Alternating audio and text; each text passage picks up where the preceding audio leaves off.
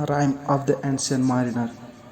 जी हाँ दोस्तों, ये एस.टी. कॉलेज के द्वारा लिखी गई दुनिया की बेहतरीन पोयम में से एक पोयम मानी जाती है, जिसे दुनिया के लगभग सभी यूनिवर्सिटीज़ में पढ़ाया जाता है। राइम ऑफ द एंशिएंट मारिनर जो है, एस.टी. कॉलेज ने इस पोयम को बैलेट फॉर्म में लिखा है और इसे 7 भागों में डिवाइड किया है। तो इस वीडियो लेक्चर में हम जानेंगे पार्ट फर्स्ट को। तो पोएम को शुरुआत करने से पहले इसका ओवरव्यू जानना बहुत ज़रूरी है। तो ये राइम ऑफ द एंशिएंट मारिनर, यहाँ दोस्तों मारिनर का मतलब है एक नाविक, और यहाँ एंशिएंट मीन्स एक बूढ़ा नाविक। तो ये एक बूढ़े नाविक की ये कथा है। तो पोएम को शुरुआत करने से पहले इसका ओवरव्यू जान लेना बहुत ज़रूरी है। तो इस कविता का जो प्लॉट है वो इमेजनरी है। इमेजनरी होने के साथ साथ इंस्ट्रक्टिव भी है। इससे हमें बहुत सारी चीज़ें सीखने को भी मिलती है। और इसमें हम जानेंगे अलौकिक शक्तियाँ के बारे में, जो भूत प्रेत, देवदूत और फरिश्ते इसमें दिखाई देते हैं, और वे सब उस बूढ़े नाविक के जीवन में बहुत सक्रिय रूप से भाग लेते हैं। और वो बूढ़ा नाविक एक पापी है, क्योंकि वह पाप कर दिया था। इस वीडियो में आगे पता चलेगा कि वह बूढ़ा नाविक कौन सा पाप करता है। तो वह पापी था, और पाप जो है क्षमा लायक नहीं था, और पापी को दंड मिलना ही चाहिए।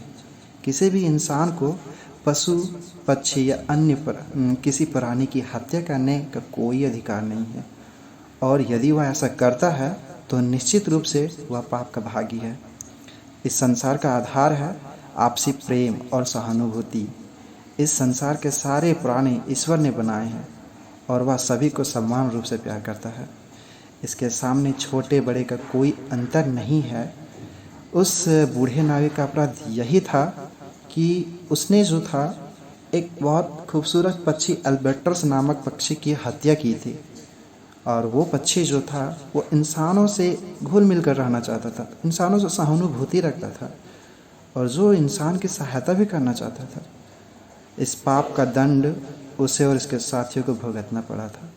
इस संसार में सबसे अच्छी और सुखकर बात यही है दोस्तों, कि छोटे बड़े, स्त्री पुरुष का एक साथ मिलकर गिरजाघर जाना, और सबका एक साथ सिर झुकाकर ईश्वर की प्रार्थना करना, यही इस कविता की नैतिक उद्देश्य है दोस्तों।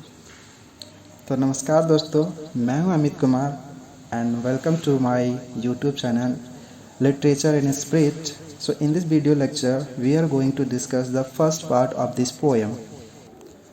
तो इस पोएम की शुरुआत एक बूढ़े नाविक जो एंशिएंट मारिनर है उससे शुरुआत होती है, जो अपने साथियों के साथ एक समुद्र यात्रा कर रहा होता है। तो उस समुद्र शिप में 3 जो होते हैं वो 3 वेडिंग गेस्ट होते हैं। उन लोगों को वह रोकता है। वो एंशिएंट मारिनर वह 3 गेस्ट में से एक गेस्ट को वह रोकता है। वेडिंग गेस्ट उससे पूछता है कि वह उसको अपनी लंबी और सफ़ेद दाढ़ी और चमकीली आंखों के प्रभाव से क्यों रोकना चाहता है। उस बूढ़े नाविक ने अपना हाथ हटाने को कहता है वे 3 गेस्ट लोग। यह सुनकर जो बूढ़ा नाविक हो तुरंत अपने हाथ को हटा लेता है, लेकिन वह उसे वहाँ से जाने नहीं देता है। वह उसे अपनी चमकीली आंखों के प्रभाव से रोक लेता है। पता नहीं उसकी आंखों में कौन सी ऐसी जादू होती है जिससे लोग मंत्रमुग्ध हो जाते हैं, और उसकी आंखों की चमक में ऐसा जादुई प्रभाव है जो उस वेडिंग गेस्ट ने मंत्रमुग्ध हो गए थे, और वह उस जादुई शक्ति से बन जाता है वे गेस्ट लोग, और वह स्थिर खड़े होकर ध्यानपूर्वक उस नाविक की कहानी सुनने को मजबूर हो जाते हैं।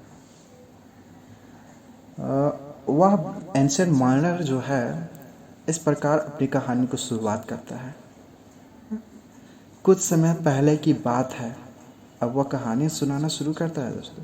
अब वे 3 गेस्ट लोग अभी भी उनके कंट्रोल में हैं, क्योंकि वो अपने ग्लिटरिंग आई से उन लोगों को कंट्रोल करके रखा हुआ है, और उन लोगों को अपनी कहानी शुरुआत करता है सुनाने को, और वही यही कहता है कि कुछ समय पहले की बात है कि उस बूढ़े नाविक ने अपने साथियों के साथ हंसी खुशी समुद्र यात्रा शुरू किया था। समुद्र तट पर उनके साथियों और मित्रों ने उसे बहुत खुशी के साथ विदाई दी थी।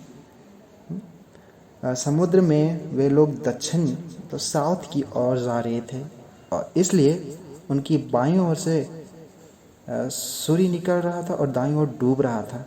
जैसे जैसे उसका जहाज़ जो था वो भूमध्य रेखा के समीप पहुंचा, वैसे सूरज करीब करीब उनके सर के ऊपर आ गया था। यहाँ पर वह वेडिंग गेस्ट जो थे अपनी छाती को पीटना शुरू करते हैं। अब क्या हो गया भाई, इन लोग को क्या चुल मच गया जो अपनी छाती पीटना शुरू करते हैं? क्योंकि वे लोग जो है वेडिंग जो हॉल होता है वहाँ पे लगभग वो पहुँच ही गए थे, और वहाँ से जो था कुछ म्यूजिकल इंस्ट्रूमेंट की मधुर संगीत सुनाई देने लगी थी उन लोगों को, लेकिन वह वहाँ से जा नहीं सकता। वह जादू का प्रभाव से बंधा हुआ है, और उस बूढ़े नाविक ने की कहानी सुनने को मजबूर है अभी भी। वह बूढ़ा नाविक अपनी कहानी आगे बढ़ाते हुए कहता है कि वे लोग कुछ समय तक इसी प्रकार शांतिपूर्वक आगे बढ़ते रहे। फिर अचानक समुद्र में एक तूफान आ गया और वे लोग बड़ी तेज़ी से दक्षिण दिशा की ओर बढ़ने लगे। तूफान और उग्र हो गया, और तेज़ हवा और ऊंची लहरों के साथ कोहरा और बर्फ़ भी गिरने लगी, जिससे मौसम बहुत ही ठंडा हो गया। चारों ओर बर्फ़ ही बर्फ़ फैली हुई थी, और उन्हें दूर दूर तक कोई आदमी या कोई जानवर नहीं दिखाई दिया। लेकिन अंत में एक एल्बेट्रोस नामक बड़ी समुद्री पक्षी होती है दोस्तों, कोहरे के पार कर वहाँ आया। उसे देखकर वे सारे लोग जो थे, बूढ़े नाविक के साथ साथ जो सारे लोग थे, बहुत ही ज़्यादा खुश हो गए।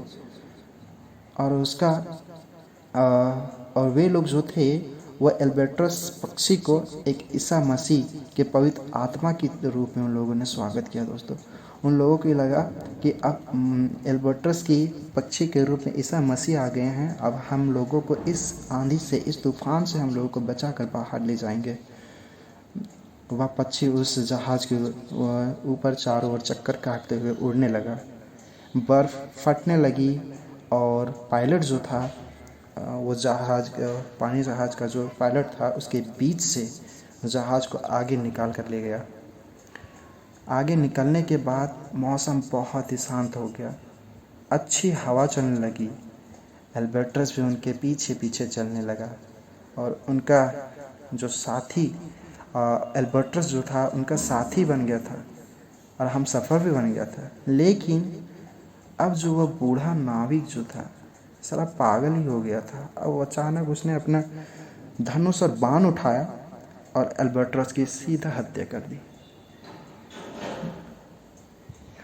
अब ये हत्या क्यों की, इसकी जानकारी नेक्स्ट वीडियो में दे दी जाएगी दोस्तों, और फर्स्ट पार्ट यहीं तक ख़त्म होता है। सो thanks for watching this video, and if you like this video then do subscribe my channel and like this video. Thank you.